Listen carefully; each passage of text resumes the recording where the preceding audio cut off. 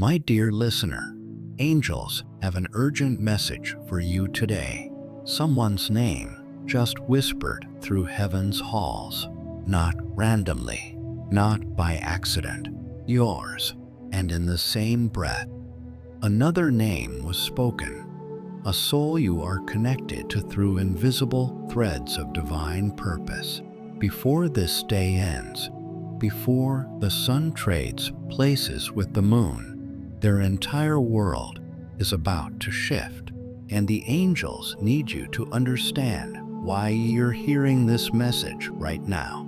Lean in close, because what I'm about to share will make your spirit tremble with recognition. There is someone in your life, or connected to your life in ways you may not fully see, whose heart beats with pure innocence. They are the ones who give without counting the cost. They show up when others disappear. They carry burdens silently so others can breathe freely. Maybe it's the grandmother who still prays your name every morning. Maybe it's the friend who always asks, "Are you okay?" and actually waits for the real answer. Maybe it's the coworker who shares their lunch when they notice you forgot yours. Maybe it's someone you haven't thought about in years, but God has never stopped connecting your prayers to their protection. This innocent soul, this beautiful, trusting, gentle-hearted person is walking through their day right now completely unaware that something dangerous has been set in motion around them. But before I go deeper, I need you to know something about the spiritual realm. When God connects two souls, it's never random. You have been assigned to pray for certain people, whether you realize it or not. Your thoughts about them, your concerns, your sudden urge to reach out, that's not coincidence. That's divine assignment. And right now, the angels are activating that connection because someone you're linked to needs heaven's intervention. Stay with me. Give me your full heart for the next few minutes, because this message could save a life. Picture a modest home where love has lived for years. Flowers bloom in the front garden despite the weeds. Stubborn beauty, much like the soul who planted them. Inside, this innocent person sits at their kitchen table, sunlight pooling around their morning coffee. They hum an old hymn softly, the way faithful people do when they're alone with God. A worn Bible rests nearby, pages soft from years of seeking comfort within its words. Everything looks peaceful, everything feels safe, but in the unseen realm, angels are surrounding this home with swords drawn, because someone close to this innocent soul, someone who shares their table, someone who knows their routines, someone they trust without question, has been plotting in the shadows, not with loud anger or obvious hatred, but with cold calculation, betrayal dressed in familiar clothing, deception wearing the mask of love. Why would anyone betray such a pure heart?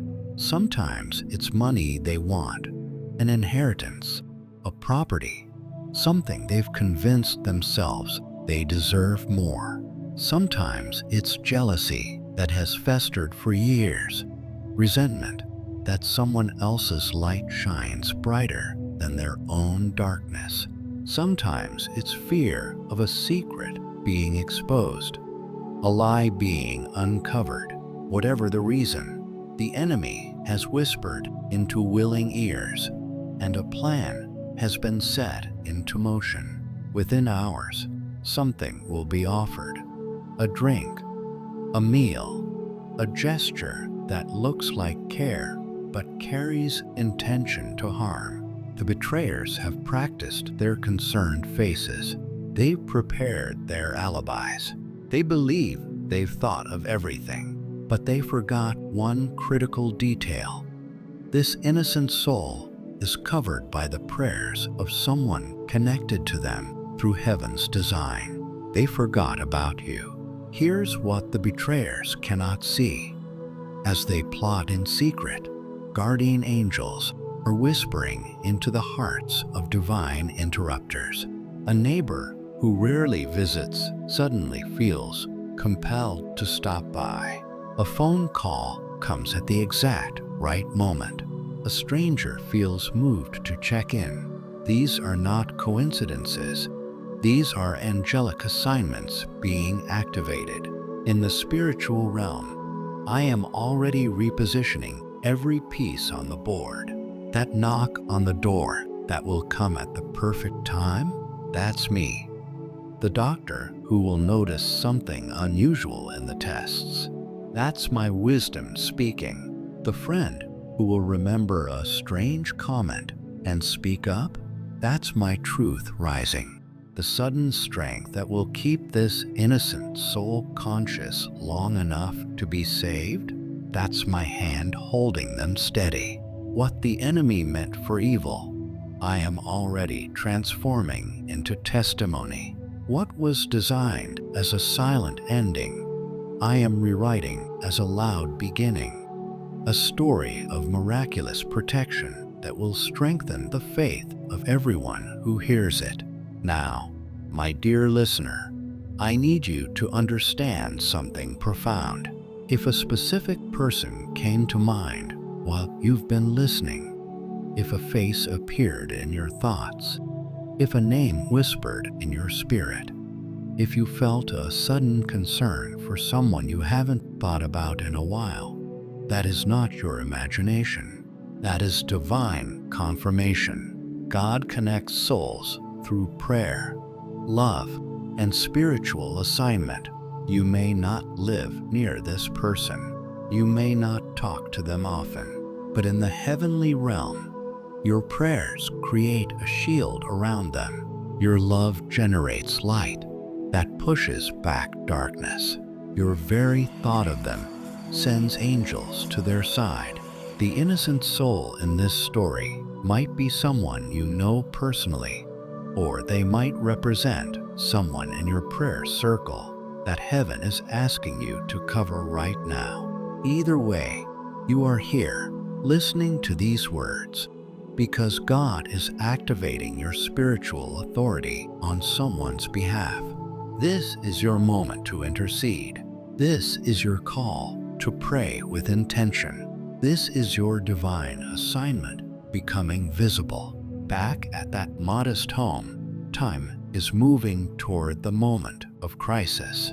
The innocent soul begins to feel something unusual, a heaviness in their chest, a strange weakness in their limbs, a quiet alarm ringing in their spirit. They don't know what it is yet, but their body is beginning to respond to what was meant to harm them.